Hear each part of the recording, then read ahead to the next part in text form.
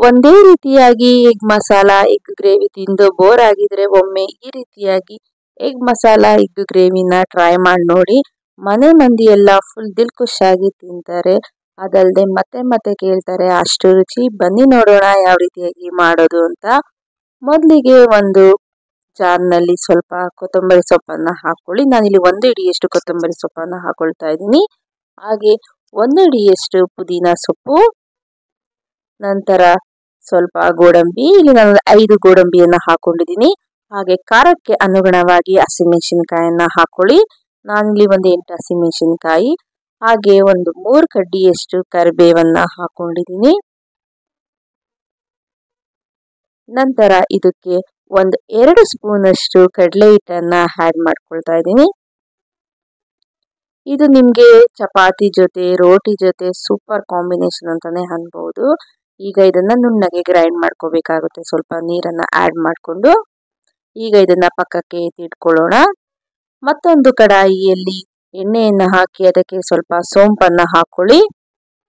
ನಂತರ ಇದಕ್ಕೆ ಸಣ್ಣದಾಗಿ ಕಟ್ ಮಾಡ್ಕೊಂಡಿರುವಂತಹ ಈರುಳ್ಳಿಯನ್ನ ಹಾಕೋಬೇಕಾಗುತ್ತೆ. ನಾನು ಇಲ್ಲಿ ಒಂದು ದೊಡ್ಡ ಸೈಜ್ ಈರುಳ್ಳಿಯನ್ನ ಸಣ್ಣದಾಗಿ ಕಟ್ ಮಾಡಿ ಹಾಕೊಳ್ತಾ ಇದ್ದೀನಿ. ಇದನ್ನು ಸಹ ಚೆನ್ನಾಗಿ ಫ್ರೈ ಮಾಡ್ಕೊಳ್ಳಿ. ಇನ್ನು ನಮ್ಮ ಚಾನಲ್ನಲ್ಲಿ ಸುಮಾರು ವೆರೈಟಿ ಆದಂತಹ ನಾನ್ ವೆಜ್ ರೆಸಿಪೀಸ್ಗಳನ್ನ ಅಪ್ಲೋಡ್ ಮಾಡಿದ್ದೀನಿ. ಅವುಗಳನ್ನ ನೋಡಿ ಹೇಗಿದೆ ಕಮೆಂಟ್ ಮೂಲಕ ತಿಳಿಸಿ. ಅವುಗಳ ರೆಸಿಪಿ ಬೇಕಂದ್ರೆ ನಿಮಗೆ ಡಿಸ್ಕ್ರಿಪ್ಷನ್ ಅಲ್ಲಿ ಹಾಕಿರ್ತೀನಿ, ಪ್ಲೇ ಲಿಸ್ಟ್ ಅನ್ನ ನೋಡಿ. ಇದು ಚೆನ್ನಾಗಿ ಫ್ರೈ ಆದ್ಮೇಲೆ ಇದಕ್ಕೆ ಸಣ್ಣದಾಗಿ ಕಟ್ ಮಾಡ್ಕೊಂಡಿರುವಂತಹ 2 ಮೀಡಿಯಂ ಸೈಜ್ ಟೊಮೆಟೊನ ಹಾಕೊಳ್ತಾ ಇದ್ದೀನಿ.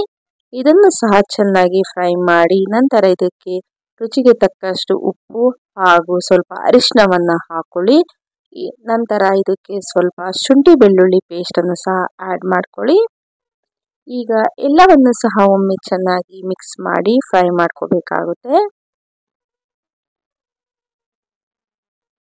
ಇದು ನಿಮಗೆ ಚೆನ್ನಾಗಿ ಫ್ರೈ ಆಗಬೇಕು. ನಂತರ ಇದಕ್ಕೆ ರುಬ್ಬಿಟ್ಕೊಂಡಿರುವಂತಹ ಮಸಾಲೆ ಏನಿರುತ್ತಲ್ಲ ಅದನ್ನ ಇದರಲ್ಲಿ ಹಾಕೋಬೇಕಾಗುತ್ತೆ. ನಾನು ಮೊದಲೇ ಹೇಳಿದಾಗೆ ಇದು ನಿಮಗೆ ಚಪಾತಿ ಜೊತೆ ರೋಟಿ ಜೊತೆ ಪೂರಿ ಜೊತೆ ಅನ್ನದ ಜೊತೆ ಸೂಪರ್ ಕಾಂಬಿನೇಷನ್ ಅಂತಾನೆ ಅನ್ಬಹುದು. ಈಗ ಇದನ್ನ ಒಮ್ಮೆ ಚೆನ್ನಾಗಿ ಫ್ರೈ ಮಾಡ್ಕೊಳ್ಳಿ. ಇದು ಸ್ವಲ್ಪ ಹಸಿ ವಾಸನೆ ಹೋಗಬೇಕು, ಅಲ್ಲಿವರೆಗೂ ಚೆನ್ನಾಗಿ ಫ್ರೈ ಮಾಡಿ.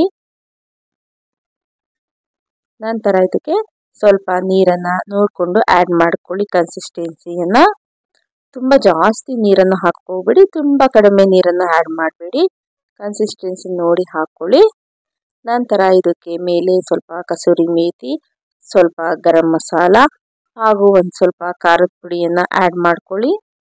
ನಾನಿಲ್ಲಿ ಖಾರದ ಪುಡಿಯನ್ನು 3/4 ಸ್ಪೂನ್ ಹಾಕಿದ್ದೀನಿ. ಹಾಗೆ ಗರಂ ಮಸಾಲನ 1/4 ಸ್ಪೂನನ್ನು ಹಾಕಿದ್ದೀನಿ. ಏಕೆಂದರೆ ಹಸಿಮೆಣಸಿನ್ಕಾಯಿನ ಹಾಕಿರ್ತೀವಿ, ನೋಡಿಕೊಂಡು ಹಾಕೋಬೇಕಾಗುತ್ತೆ. ಈಗ ಅದನ್ನು ಕುದಿ ಬರೋದಕ್ಕೆ ಇಡೋಣ. ಈಗಾಗಲೇ ನಾನು ಮೊದಲೇ ಮೊಟ್ಟೆಯನ್ನು ಬೇಯಿಸಿ ಎತ್ತಿಟ್ಕೊಂಡಿದ್ದೆ. ನಾನು ತೋರಿಸ್ತಿರುವಂತಹ ರೀತಿಯಲ್ಲಿ ನೀವು ಮೊಟ್ಟೆಯನ್ನು ಕಟ್ ಮಾಡ್ಕೋಬೇಕಾಗುತ್ತೆ.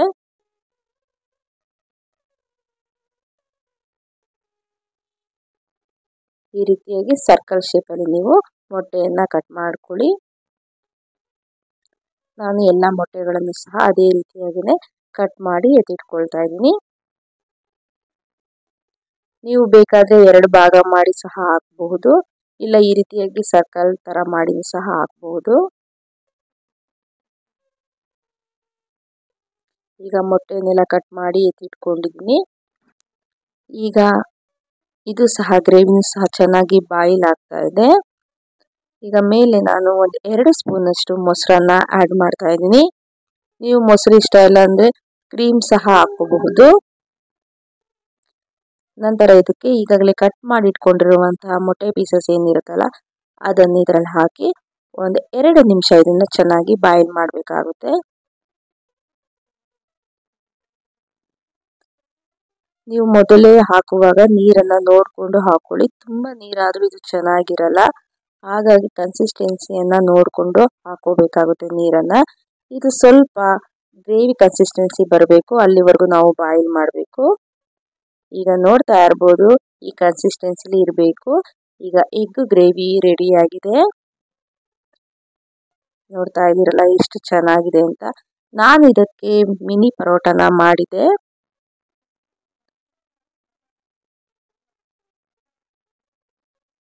ನಾನೀಗ ಪರೋಟ ಜೊತೆ ಎಗ್ ಗ್ರೇವಿನ ಸರ್ವ್ ಮಾಡ್ತಾ ಇದ್ದೀನಿ. ನೋಡಿ ಪರೋಟ ಸಹ ಎಷ್ಟು ಲೇಯರ್ ಬಂದಿದೆ. ನಿಮಗೆ ಪರೋಟ ರೆಸಿಪಿ ಬೇಕಂದ್ರೆ ನನಗೆ ಕಮೆಂಟ್ ಮೂಲಕ ತಿಳಿಸಿ, ಮಾಡಿ ತೋರಿಸ್ತೀನಿ. ಹೀಗೆ ನನಗೆ ಸಪೋರ್ಟ್ ಮಾಡಿ. Thank you.